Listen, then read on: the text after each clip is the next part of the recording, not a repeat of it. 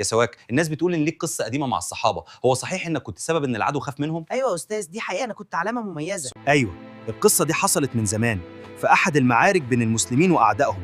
الصحابة قبل ما تبدأ المعركة وقفوا يتسوكوا. يتسوكوا يعني ينظفوا اسنانهم قبل الحرب؟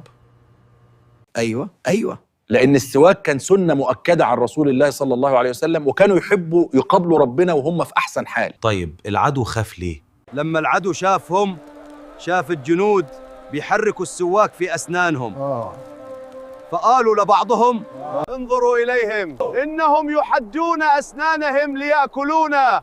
إنهم يحدون أسنانهم كالوحوش. يعني مجرد السواك خلاهم يفتكروا كده؟ أيوة، لأن المسلمين كانوا واقفين بثبات، لا خوف لا تردد، ينظفون أفواههم ويستعدون للمعركة بهدوء، فدخل الرعب في قلوب أعدائهم. سبحان الله.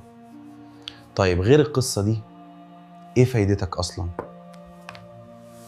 فايدتي كتير. أنا أنظف الأسنان، أقوي اللثة، أزيل رائحة الفم، أقتل البكتيريا. والأهم أن رسول الله صلى الله عليه وسلم كان يحبني جدا، قال: لولا أن أشق على أمتي لأمرتهم بالسواك عند كل صلاة. يعني انت مش مجرد عود خشب؟ أنا سنة نبوية ونظافة وذكرى من زمن الصحابة.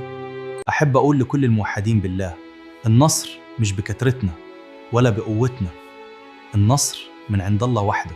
يوم الصحابة تمسكوا بسنة النبي صلى الله عليه وسلم ساعات، حتى في أبسط حاجة زي السواك. ربنا نصرهم وألقى الرعب في قلوب أعداء. ارجع لربنا، تمسك بالسنة وقرب قلبك معاه، ساعتها بس هتشوف النصر بعينك، مش في الحرب لكن في حياتك كلها.